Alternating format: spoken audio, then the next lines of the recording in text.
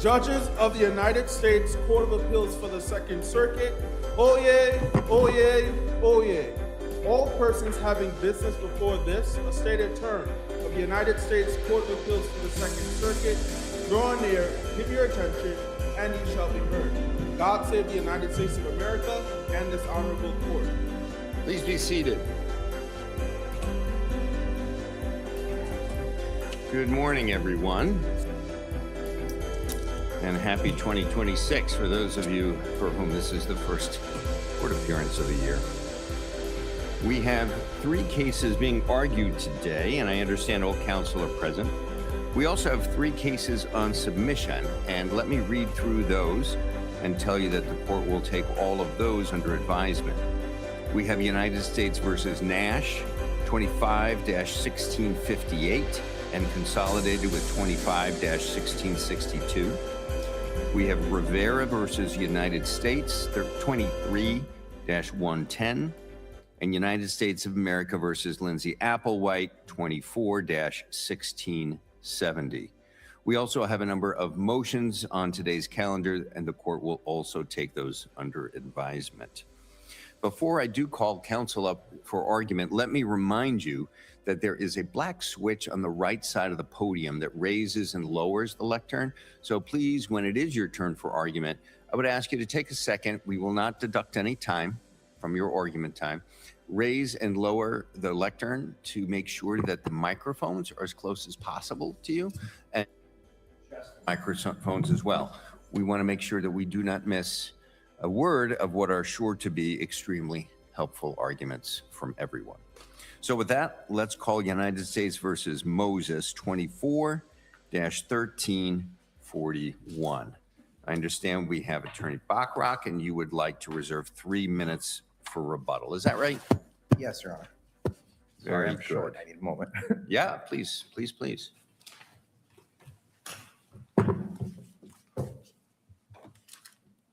Thank you, Your Honors.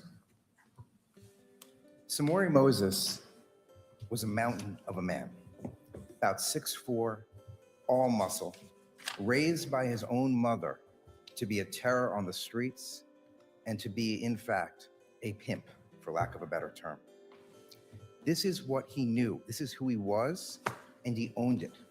He's an individual so imposing that if the most dangerous criminals were walking down the street in the other direction, they would move to the other side of the street to avoid him. That's the kind of man he is. An individual who a simple slap or multiple slaps can, in fact, kill, even if he did not mean them to. And in fact, that's relevant here to both counts, both issues that are being raised on appeal. Because there is no dispute in this case that Mr. Moses did not mean to kill, did not intend to kill Miss Foster. Miss Foster was both his paramour and his employee, and by that I do mean he was one of the women that he sex trafficked. And this is not a gentle case, it's not a genteel case. It is a terrible case. It's a, unfortunately, tragic case. But intent matters, because intent matters to what the crime is. And what is it exactly that he pled guilty to? And what is it exactly that he should be sentenced to? Could we just, and I think I appreciate your arguments, and they were, I thought, laid out in your brief. So why don't we get down to brass tacks? I understand that your attack on the conviction is twofold. You're attacking the knowing and voluntary nature of the plea. Yes. And you're attacking the adequacy of the factual basis. Am I correct that there are 2 parts to your argument, or? And they're interwoven. Yes. Well, that's what I was wondering about, because with your knowing and voluntary argument, normally I think of that as asking whether the defendant was apprised of the nature of the charge, by which I mean the elements of the offense. But I thought your brief arguably bled the factual basis issue into the knowing and voluntary argument. It does. Could you explain that? I'm just trying to analytically understand. I understand the factual basis issue. Right. But I'm not sure I understand the nature of your knowing and voluntary. The argument, in essence, and if you look at the very precise language that he made when allocuting. So I intentionally inflicted serious physical injury on Leandra Foster, which proximately caused her death. A lot of thought went into the exact language that would be used. And the question is whether or not that language is sufficient. So he knowingly understood that he assaulted someone and that as a result of the assault, he killed that person. However, is that enough to establish the offense when there was a defense to that conduct? Now that's which a was not factual raised. basis Right. argument, and I understand that. I think there's a strong argument made by the government that you've waived it because it was a jointly crafted allocution that the defense affirmatively represented to the district court. You need not ask my client any questions because this is a sufficient factual basis. So I don't know how your client gets over that hump. I would argue forfeiture, not waiver, but I Well, understand no, what you're I think saying. if you say to the court, don't ask any more, this is enough, Your Honor. I think that's an affirmative representation. It's not, it never came up. Oops. That's an but- affirmative well, saying but- this so- is enough. Both parties affirmatively said do not do so. Well, it In doesn't fact, matter what the government said. The government could have said anything they wanted. The question is whether the person now complaining about something that happened in the district court affirmatively represented to the district court, this is how we want to play it. Don't do anything differently. You can track the statutory language, Your Honor. That's enough. And the court said, maybe I need to ask follow-up questions. And the representation for the defense was, no, you don't. What So- you can't waive, however, is whether or not the defendant, when the attorney crafts the allocution, and when the attorney and the government work together on a plea, however it may be. Well, the defendant is the statement one- was affirmatively that we've worked closely with Mr. Moses about this. Exactly. And it's the understanding of the defendant. Did he understand that when he was pleading that this language was also sufficient to satisfy manslaughter, that this was in fact But how do sufficient for you manslaughter? just analytically then break out for me the knowing involuntary as opposed to, let's assume for the sake of argument that you've waived a challenge to the factual basis. What's analytically left of the knowing involuntary claim? Just so I know what box to put That that he did in. not knowingly and voluntarily recognize that there was a defense to the charged conduct, the defense being manslaughter, the defense being crime of passion, which reduces the offense from murder to manslaughter. But how do you, it's normally not part of the allocution to get into defenses that can be raised.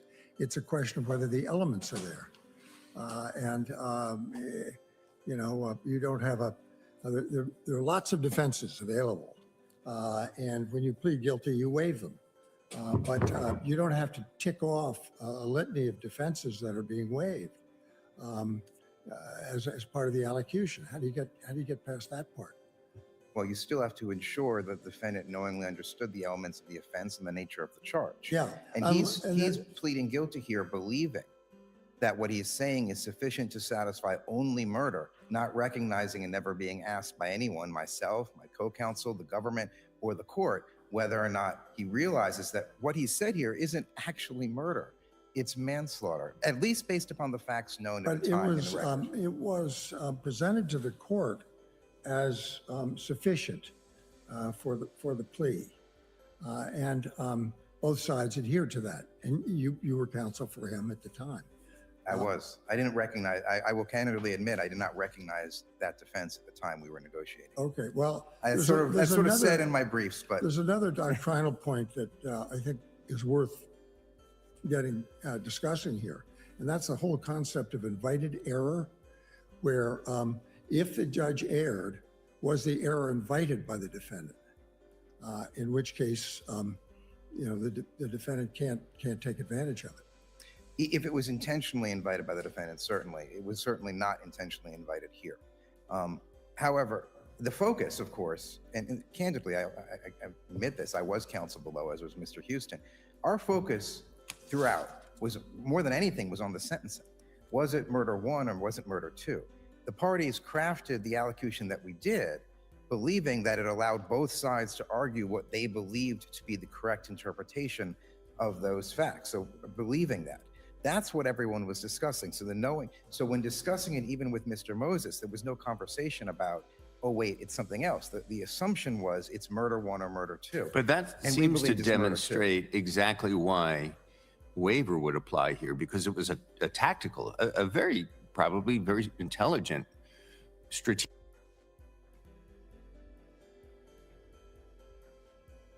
The battle on guilt.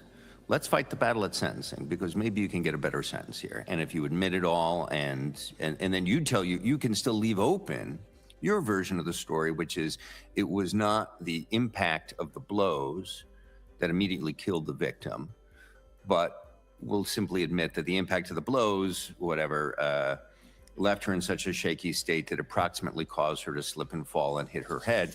And that is a less gruesome story for the defendant at sentencing. And I think it sounds to me like an excellent strategic decision if you're the defense.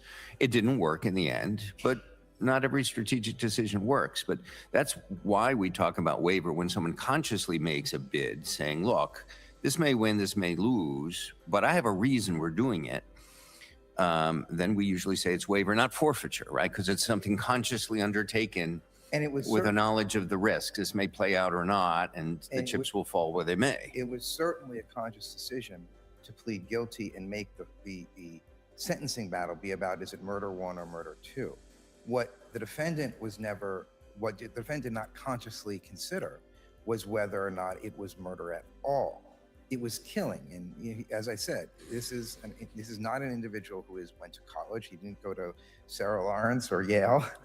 He grew up on the streets. Killing is killing. And that much he knew he did. He didn't knowingly recognize, he didn't have the conversation about, what about that next step? Can you kill someone and it not be murder? But I am out of time, although there was a point two. Why don't you take one extra minute? Okay, thank you, Your Honor. And on point two, I recognize, again, it's an uphill battle because of the Amendment 591. I concede that's really what I'm up against. And I guess I will ask you, since you're on the point, I thought the district court said expressly, guidelines, schmidelines, I would oppose the same life sentences anyway.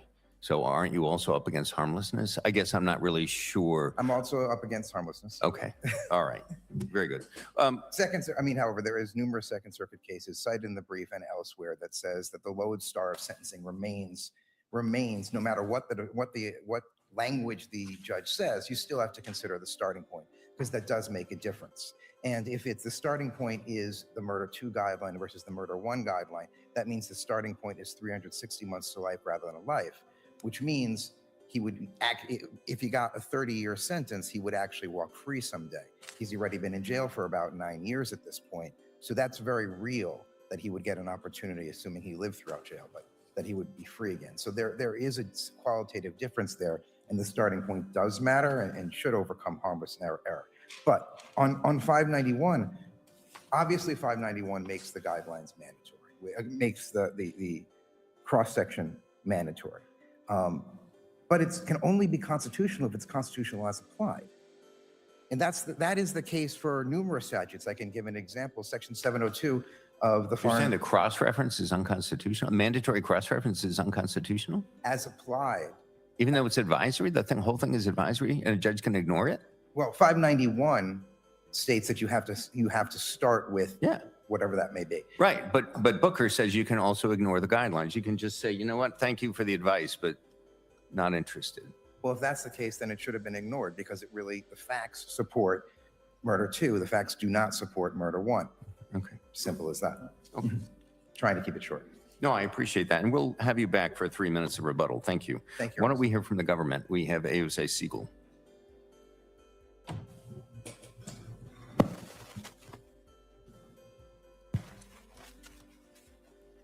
May it please the May it please the court, Jonathan Siegel for the United States. I also represented the government below. I would like to start on the issue of knowing, voluntary, and intelligent. And I do think that they are related, as I think we've all touched on.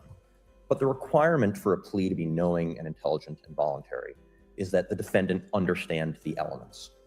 And the record here is clear and I think really undisputed that the defendant did understand the elements. It was explained by the judge. It was listed in the indictment. He confirmed he'd read the indictment. He confirmed he understood the elements. The dispute here is really not about the elements, but about a defense.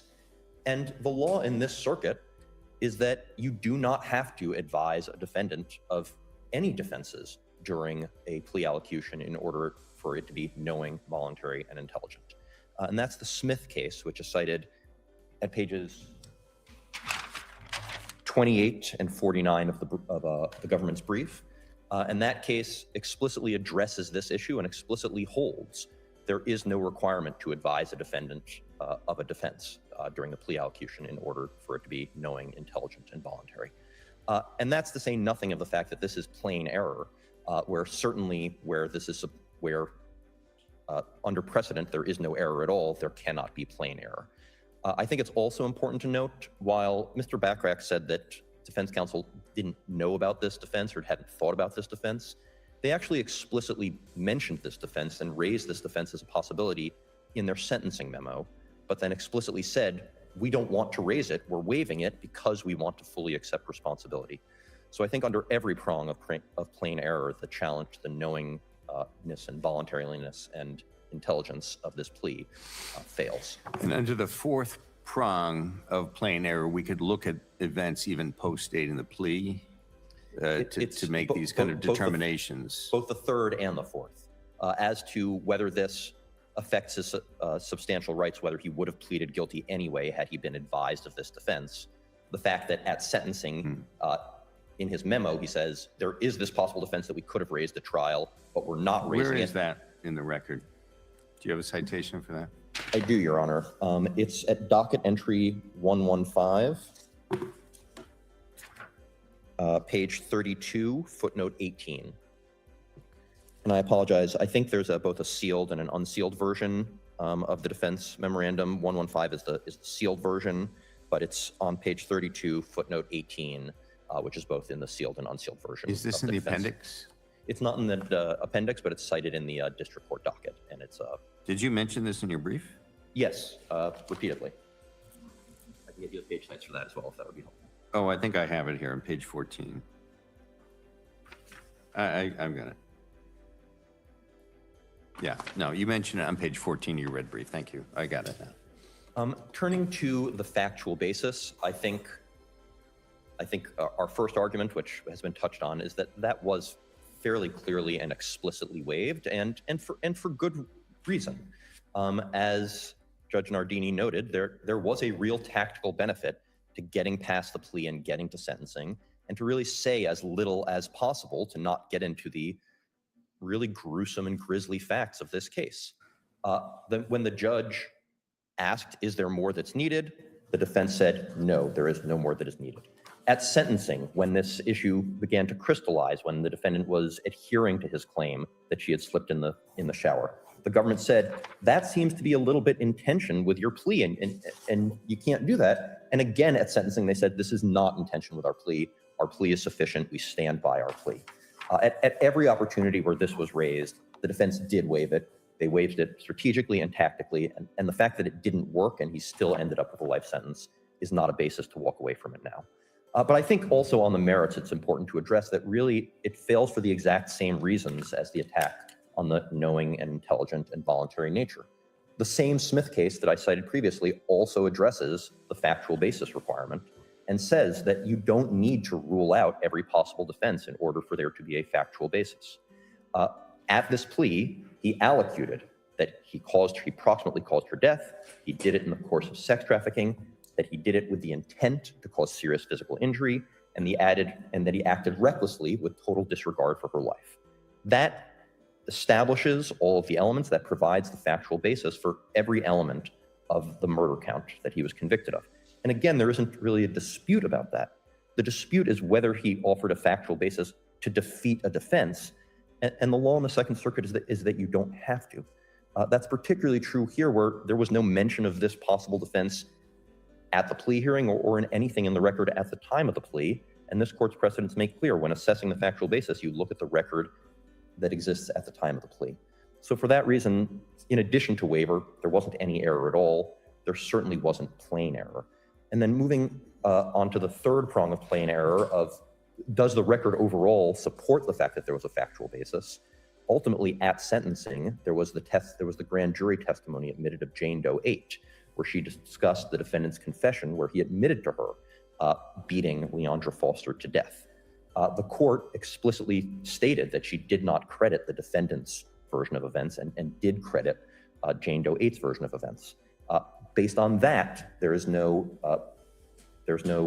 prejudice to the defendant's substantial rights, because the full record, which can be looked at on the third prong of plain error review, does show that there was a factual basis and that he is in fact guilty of murder.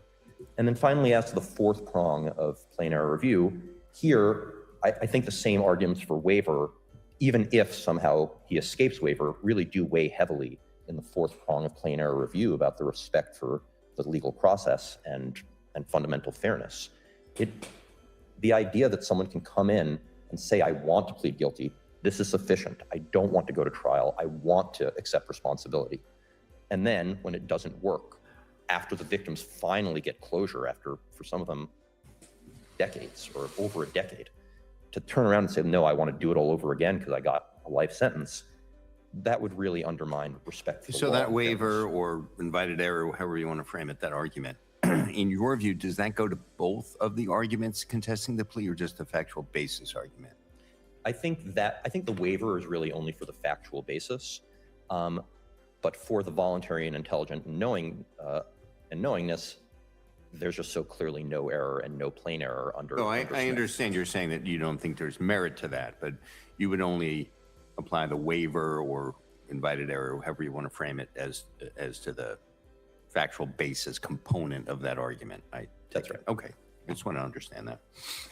Finally, as to the sentencing claim, while the government does submit that Judge Ammon did correctly calculate the guidelines and that under Amendment 591 that it was mandatory to do it, and as Judge Nardini pointed out, to the extent there's any sense that that was inappropriate to the facts, it was purely advisory and the judge could have varied from it.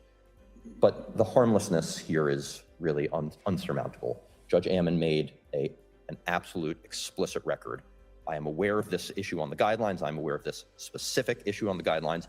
And although I have calculated it this way, it does not matter. Even if the defendant was right, I would have imposed a life sentence no matter what.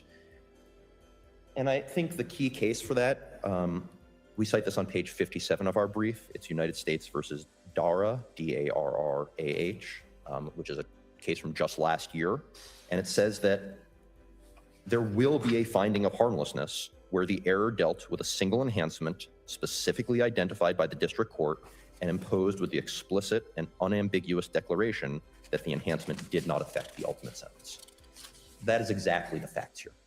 So for that reason, both on the merits and on the fact that this is clearly harmless, the sentencing challenge should be rejected. Okay. All right, thank you very much. Thank you. Mr. Bachrach, you have reserved 3 minutes for rebuttal, if there's anything you would like to add. Just briefly, Judge, a correction. The government spends a considerable amount of time in their brief discussing the fact that we raised the provocation defense and said the provocation was something we weren't going to raise. That's not what we were talking about here. We're talking about heat of passion defense, which is a different defense. So yes, we waived provocation. We didn't waive heat of passion. That argument is different and distinct. With respect to sentencing, Your Honor pointed out, and my colleague here, Mr. Siegel, just pointed out that because of Booker, the guidelines are never mandatory. That's true. But if you read the sentencing transcript, that's not clear to Judge Ammon, because during the sentencing, she believes that because only one guideline is listed in the cross-reference sheet for 18 U.S.C. 2245, and that one is the one related to first-degree murder, 1A 1.1, she believed she had to apply that. That is incredibly clear at sentencing.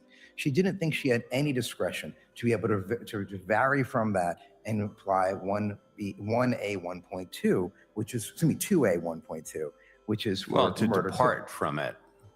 What?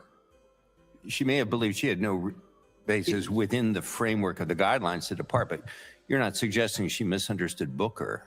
No, what I'm I suggesting mean, we is that usually vary usually to mean something as an outside the guidelines framework. No, thought. she didn't misunderstand Booker. All right. She believed that the guideline she was required to apply was in fact and could only be the guideline associated with murder one. But here, the facts don't support murder one, since the defendant, as the government conceded, it was not premeditation. The government also concedes that none of the enumerated offenses that are the Assume alternatives for the sake are of also apply. argument that there was no heat of passion. Sorry? Assume for the sake of argument that this was not done in the heat of passion, because I know that's your position. Assume it's not. Would the factual basis have been adequate? At the time of the plea, Yeah, assuming that there was no heat of passion. I know that's a hypothetical that you don't want to accept. So in an alternate universe where there was no heat of passion, would this be an adequate factual basis?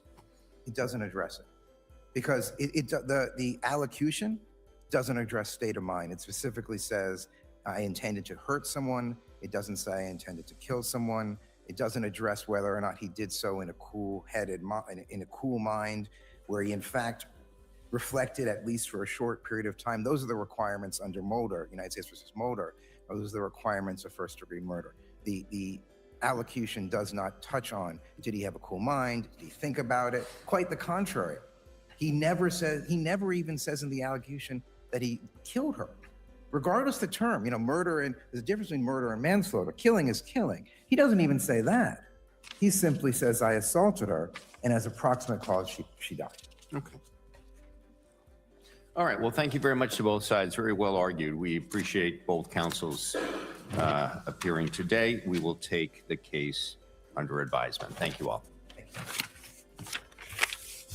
We'll now turn to 25-8. Alejandro Aguilar Díaz et al. Versus Bondi.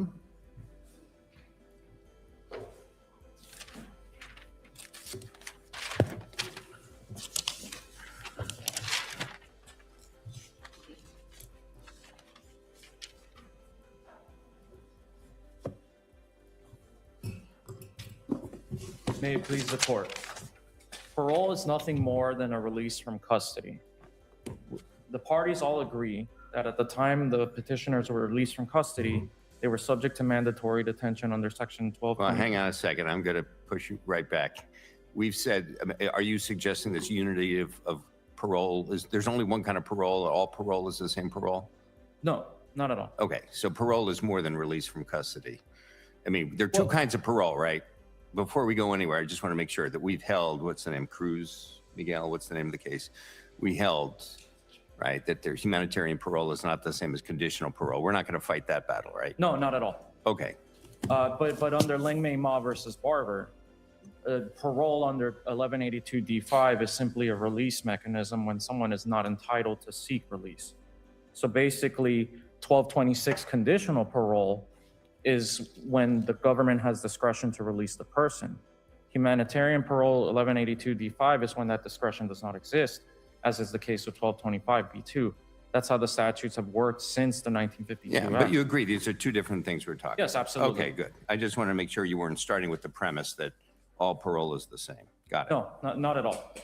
We recognize there's two different frameworks. They are independent of each other and mutually exclusive. Our claim is that our clients were under the 1225B framework when they were detained and released, and the only legally possible. How do you get there rather than 1226, which is what apparently they were released under, at least in terms of the documents? So setting aside the documents, Your Honor, I think we have to look to the law first. It's substance over form. So the law, they were applicants for admission under 1225A1. We all agree on that. They were arriving in the United States as opposed to just simply being present. And if we look at 1225B2's language, it applies to applicants for admission, which my clients were, and they were in the process of seeking admission because they were arriving at the border. So then they fit within the terms of 1225B2. Now, I understand in the past, it has been understood that there's an overlap between 1225B2 and 1226, but after Jennings versus Rodriguez, that's not the case anymore. And the government agrees. From my understanding of the brief on that. Yeah, well, maybe you're all wrong. But I guess I have another question, unless Judge. No, go ahead. It seems like we're engaged in, there's two debates here, right? One is, what should they have been detained under and how should they have been released?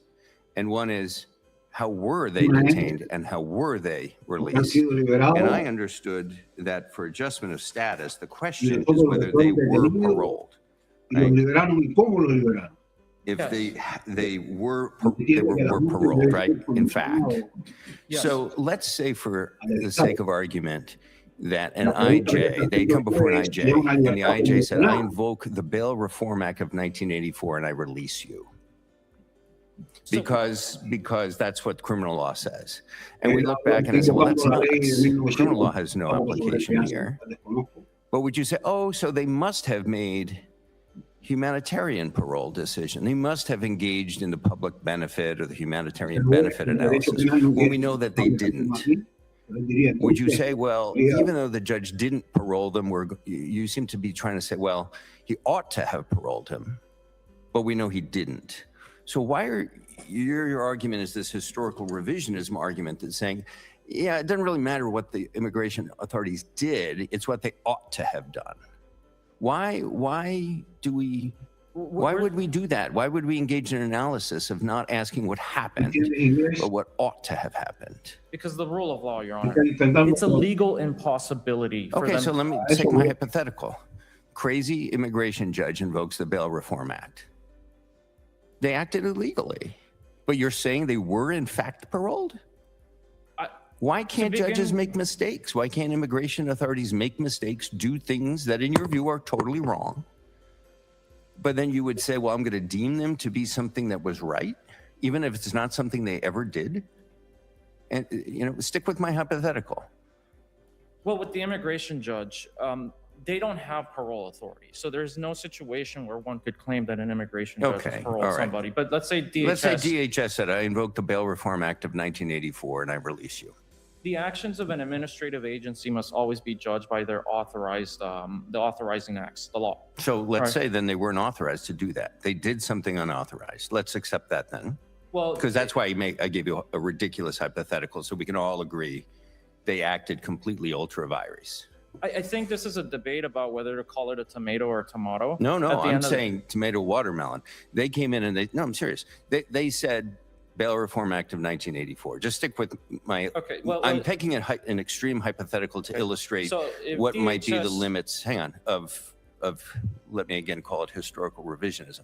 If an agency does something completely ultra vires, in your view, do we get to recharacterize it and basically say, even though we know for a fact they invoked the criminal law, because the only way that they could have legally released them, assuming, is through humanitarian parole, we have to pretend that that's what happened. Isn't that basically what your argument is? No. So going back to the Cole DeBella memo and the old INS memos, in 2007, DHS made a decision, this is how it was working back then. Even if we use the wrong paperwork, we're going to treat them as parole. But we don't like that they're getting benefits if we do that. So we're just going to change the way we view the statute and start giving them this piece of paper. But you got to convince us that's right. I mean, maybe INS was right, or maybe they were wrong, but you got to convince us that the historical revisionism is correct. That you can go back and say X happened in the past, but we're all now going to act like Y happened. So in matter of O, the BIA's own precedent in matter of O was 125 Cambodians that were brought into the United States on a plane, and they were given some document that was not parole, and they needed to be paroled for whatever purpose they were seeking in their proceedings. And the board said, no, that could not have been parole. The law says when you're trying to enter the country, you're supposed to be detained, and the only way you could have been released was parole. They treated them as parole. They declared that the act of the release was a parole because it's the act of the release that we're talking about. It's not the piece of paper.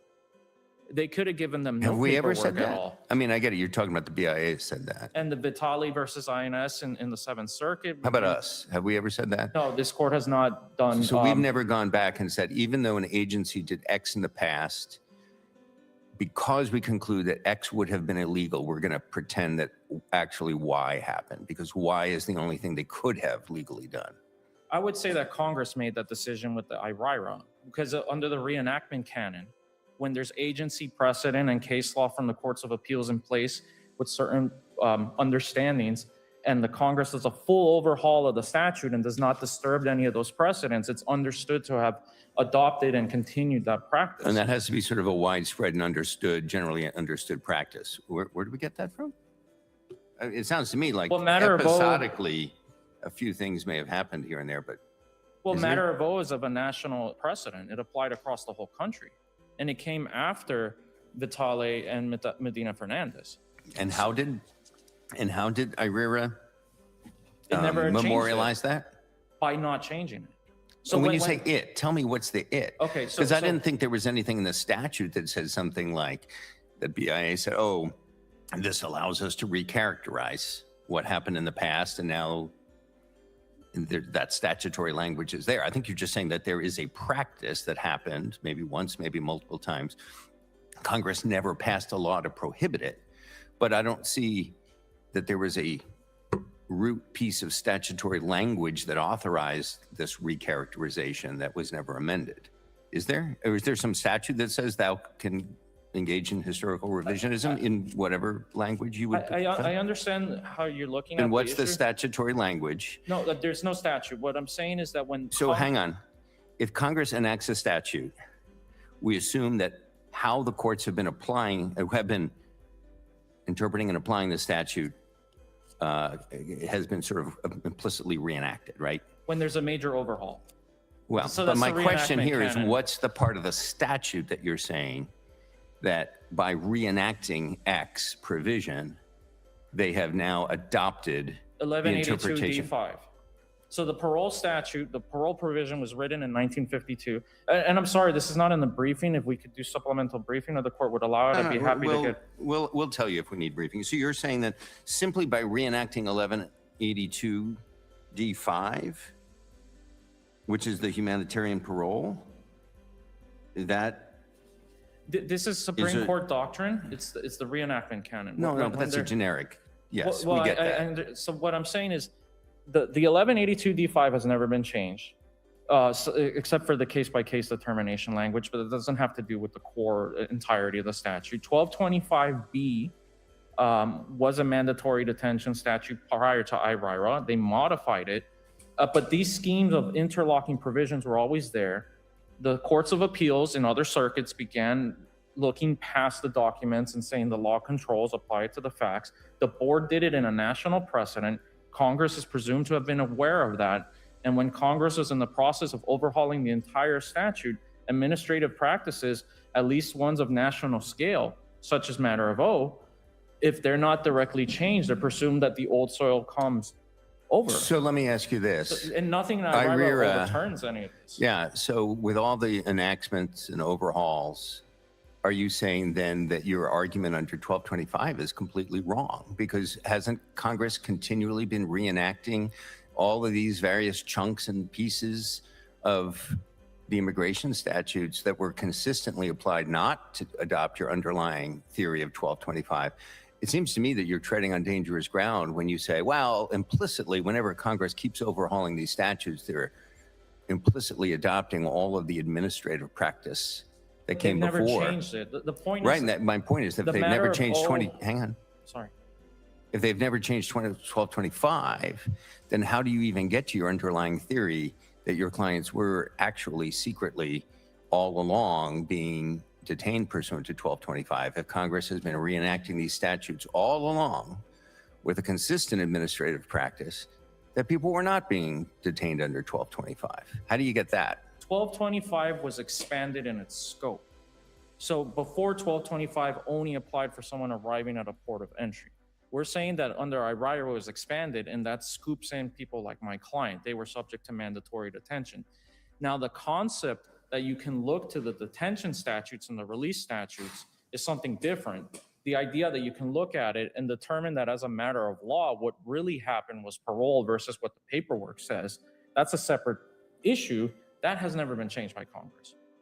So if you separate those two concepts, the change is that persons like my clients are now subject to mandatory detention, But our reliance on the procedural regularity doctrine, which has been started with the courts of appeals in the 7th and 9th Circuit in the 50s and 70s. The board adopted it in matter of O, and Congress has never changed that. That has been undisturbed. The board has never changed that precedent. It's still in place.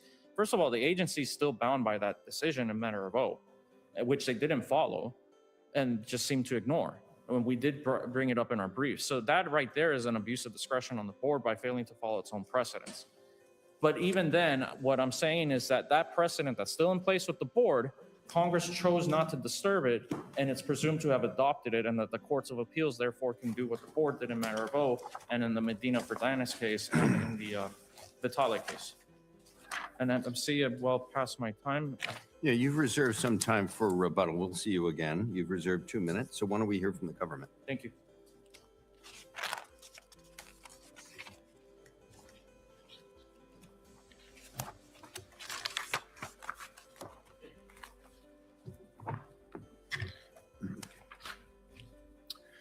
May it please the court. My name is Jonathan Robbins, and I'm here on behalf of the United States Attorney General. Good morning to your honors. The key issue in this case is whether the Board of Immigration Appeals properly upheld the immigration judge's pretermission of the petitioner's applications for adjustment of status under the Cuban Adjustment Act. In order to be eligible for Cuban adjustment, the petitioners had to show, among other things, that they were either admitted or paroled into the United States. And the board upheld the immigration judge because the record unequivocally demonstrates that the petitioners were released on their own recognizance under the 1226 framework. They were granted conditional parole, and under board precedent and this court's precedent, as Your Honor mentioned, the Cruz-Miguel case, that conditional parole is not sufficient to meet the admission or parole requirement for Cuban adjustment. Now, I think Your Honor has it right when you've characterized the petitioner's argument. He's left basically to argue that even though his client was not granted humanitarian parole, because he should have been detained under the 1225 framework, he effectively wants to convert the grant of conditional parole into a grant of humanitarian parole. But there are numerous problems why the court shouldn't do that. And I think the best place to start is probably with the statute. The parole statute itself places the discretion for granting humanitarian parole with the Department of Homeland Security. So if this court were to, in the first instance, create a legal grant of humanitarian parole, it would effectively be usurping the discretion that the statute puts with the Department of Homeland Security. I would also remind me then, the facts of this case, the record. Mm-hmm. Who issued the order of conditional parole? That was when DHS released him. Those orders are located on the record at I think it's 40. Sorry, let me just get the exact page here. These are the orders. If you can just point, excuse me, to the page of the administrative record, it's probably the easiest thing. Sure.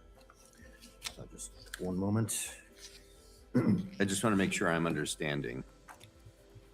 So it starts on page 221. That's a list of the different warrants for arrest and the notice of custody determinations, and interspersed with those are the 3 different orders of release on recognizance. So the first one, they're sort of interspersed. The first one is on page 225 of the record. The next one is 227. And that's signed by an ICE official, right? Yes, that's an ICE form, yes. So I guess, Could you finish? Yeah. You had 3 of them. Sorry, 225, 227, and the last one is, sorry, I just lost my place here. It looks like 234. Okay. So those are the documents, the order of release and recognizance with the various addendums. Right. Signed by an ICE official. I just want to make sure I'm understanding this narrow, at least this piece of your argument where you say recharacterizing a grant of conditional parole to humanitarian parole would usurp the authority of DHS. But the ICE official who releases someone on recognizance is a DHS official, right? Yes. So it's not so much that we would be usurping the authority of DHS in the sense of we would be saying that some other non-DHS official was allowed to do it, like say an IJ or something. We would simply, I think what they're asking us to do is to say, no, this is DHS acting, and we're telling you what DHS did. So there's no real usurping it and saying, well, someone else is making the decision. We're saying, no, this is what DHS did. So I guess I'm not, unless you're saying the very act of recharacterizing what DHS did is the usurping of DHS's authority. Is that what you're saying? Well, here's the problem, and this was actually getting to the next thing that I was going to talk about. If you look at the parole statute at 1182 D5A, it does say that this is in the discretion of the Department of Homeland Security, but it doesn't stop there. It cabins that discretion to limited circumstances. It uses the word only, and it says that the DHS is only supposed to exercise its discretion to grant parole on a case-by-case basis when there is a humanitarian concern or a significant public benefit. And so what I'm talking about usurping there is not just discretion. You would essentially be having to make factual findings that DHS has never made about whether there's a humanitarian concern and whether there's a significant public benefit. Would we have to? Or again, if hypothetically, if we accept your opponent's invitation, we're simply saying that must be what DHS did. We're not making any findings. We're just going to assume that DHS must have made those findings. They didn't put them on the record, but I guess they were in the ICE official's head. But we know that that's not what happened, though, because we have the evidence that shows that they were released on conditional parole. And it says, and I'm just looking at page 225, which is the first page, and it said, in accordance with 236, which is 1226, right, of the Immigration and Nationality Act, you were being released on your own recognizance. So your view, as I understand it, is this is documentary evidence. If we're wondering what happened in the past, if we're wondering what happened in 2021, we have contemporary evidence that the agency was acting pursuant to 1226. Exactly. And that really can't be changed. That's a matter of historical fact. There are things the court can do by operation of law, but you can't change the fact of what happened. And the problem is that it'd be one thing to say that you could maybe say something is equivalent if we were looking at interchangeable cause. If conditional parole were something equivalent to humanitarian parole, then maybe you could, figure out some way to say that they're interchangeable.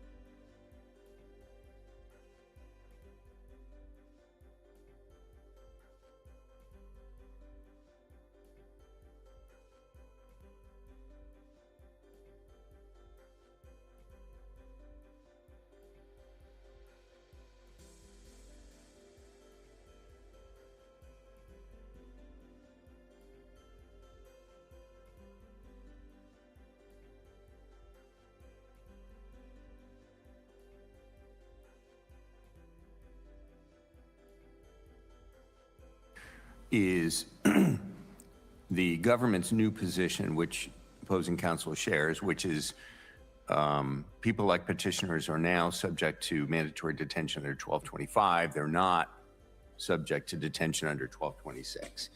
Is there any reason, if we were to agree with the government, that this court would need to engage with that issue to rule in your favor? So answer that. And then the second question I will have is, maybe this is a question for the other side. Would we, however, need to engage in that if we wanted to rule in favor of the petitioner?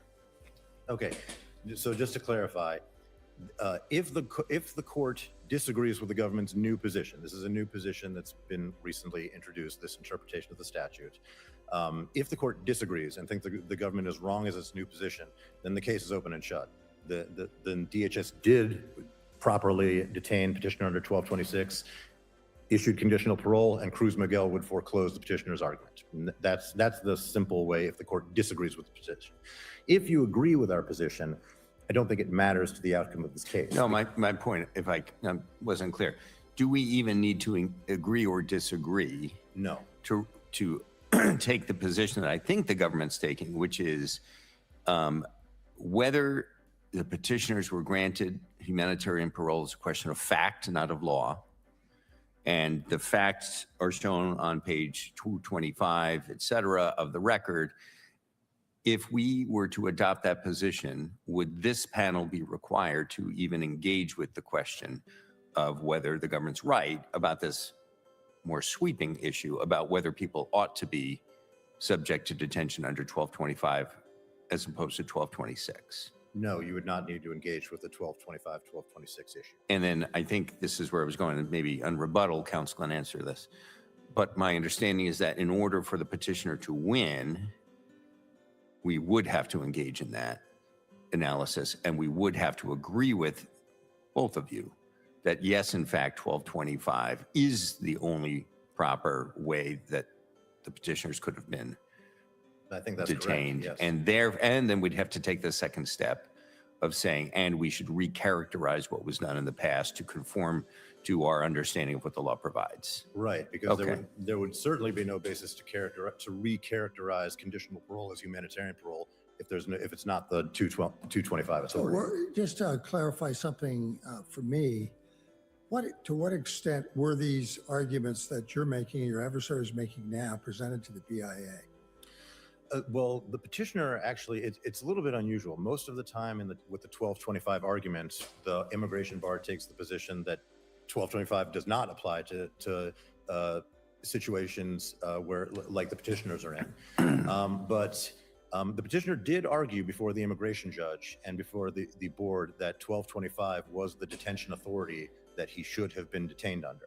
Now, at the time, the government disagreed with that because for a long time, up until the new administration, the government was treating 1226 as the appropriate detention authority.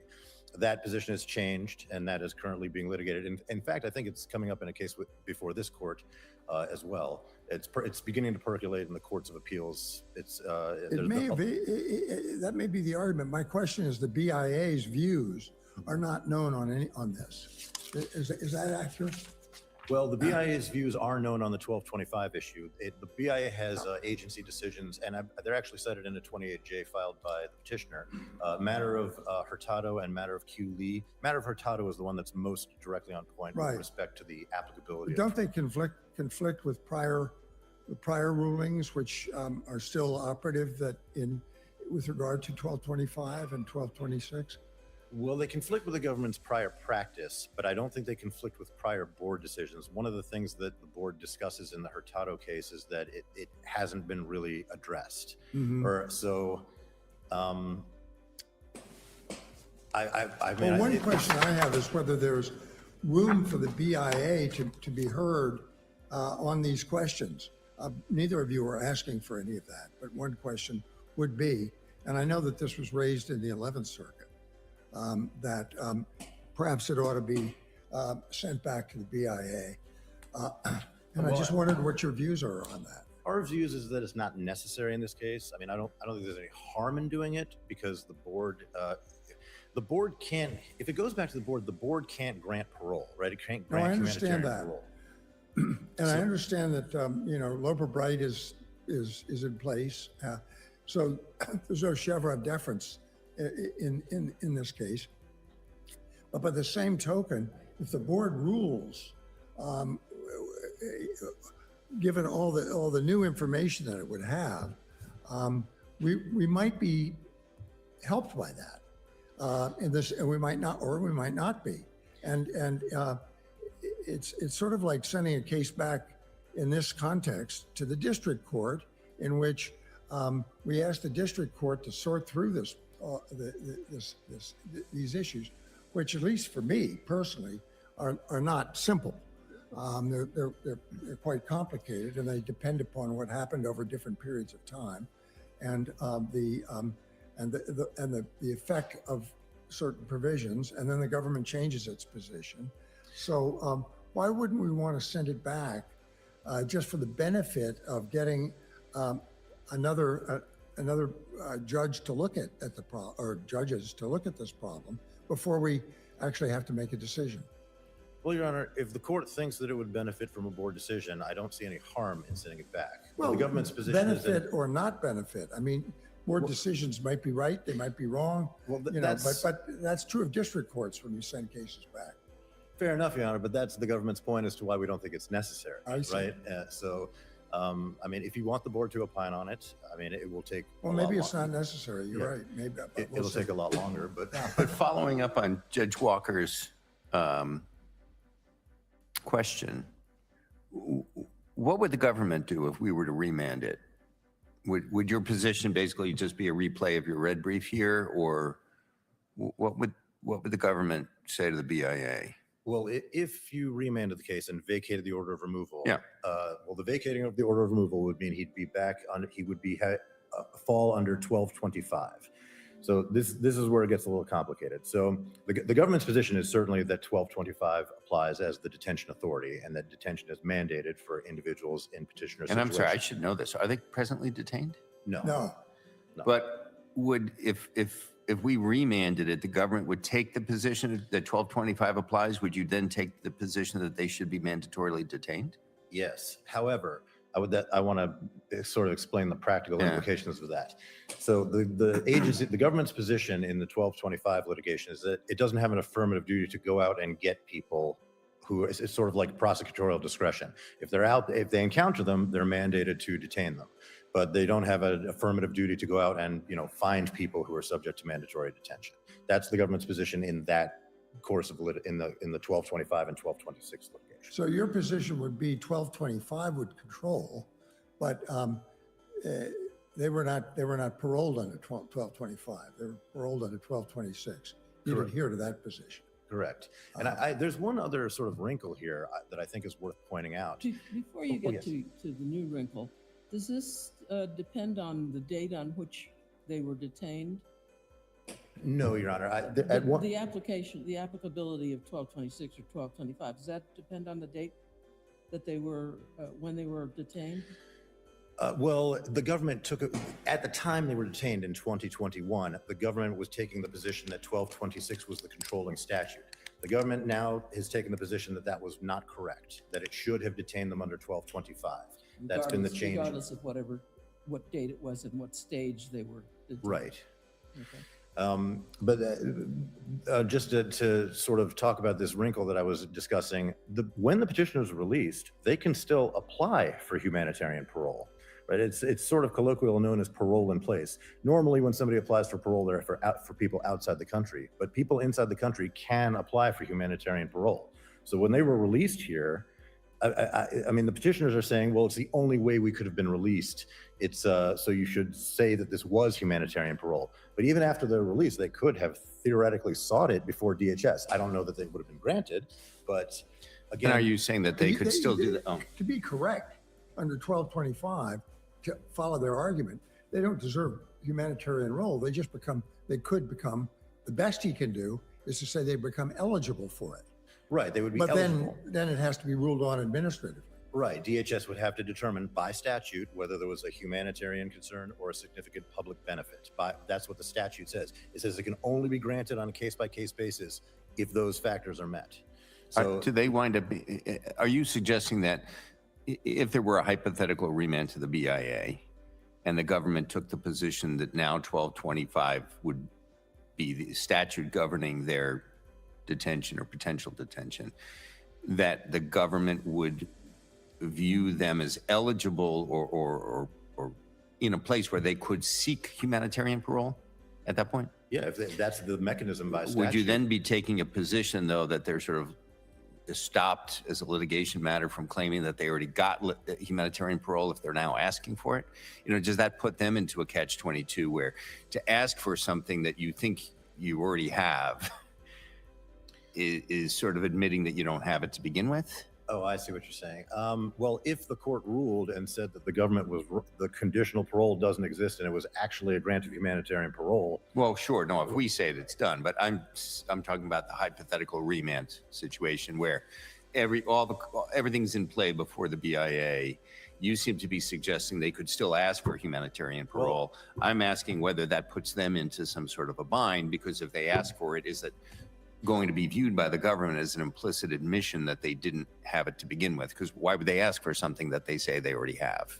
Well, I mean, I'm just saying that because the facts show that they didn't get it and that they were granted, as a matter of fact, they don't dispute that they were No, I know, granted but this conditional has parole. become another quiver in the arrow, or another arrow in the quiver of the government to say, and it's yet more proof that even you are effectively conceding petitioners that you don't have it, because if you did have it, not only does the paperwork show it, but your very request for humanitarian parole shows that you think you don't have it.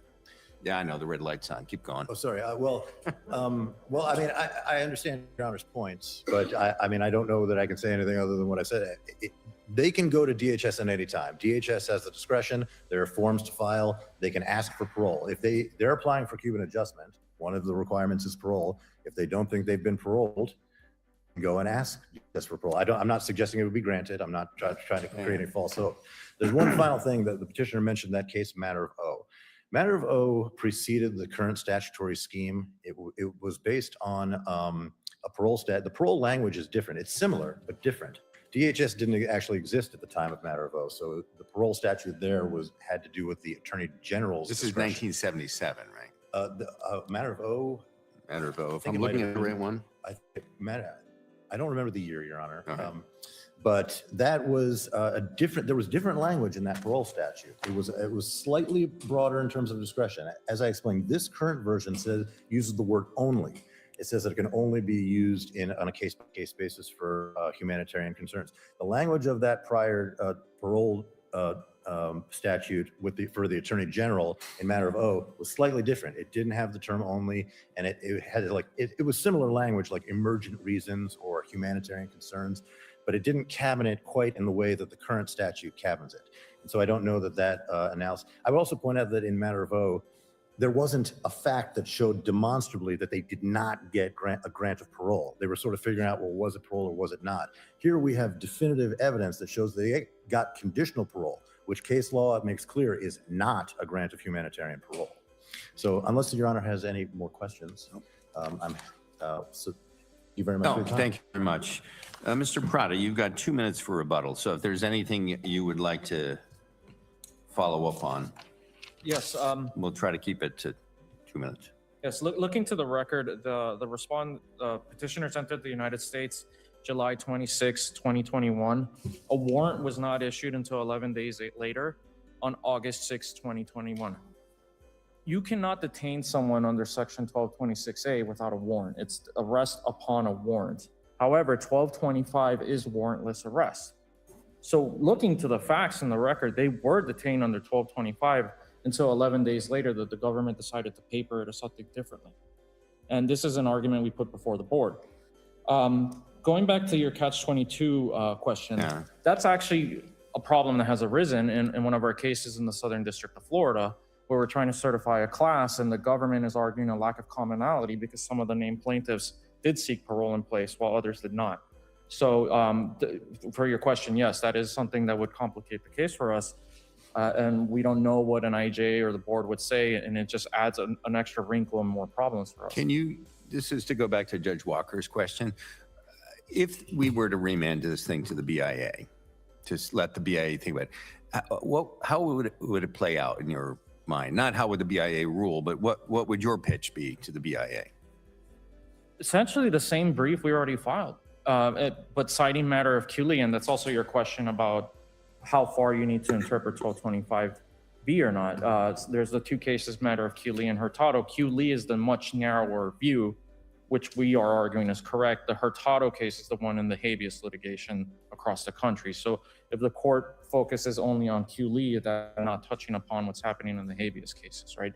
But to your question again, I don't think there's any conflict between the board's decision in QLE and any of its prior precedent. There's no reason for the remand. There's nothing for the board to elaborate upon. We presented the issue to them squarely that it is today, and our argument will not change. Thank you, Your Honor.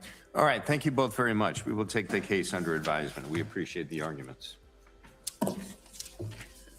We'll now turn to the last case on today's calendar, 25-113, New York Presbyterian Hospital versus New York State Nurses Association.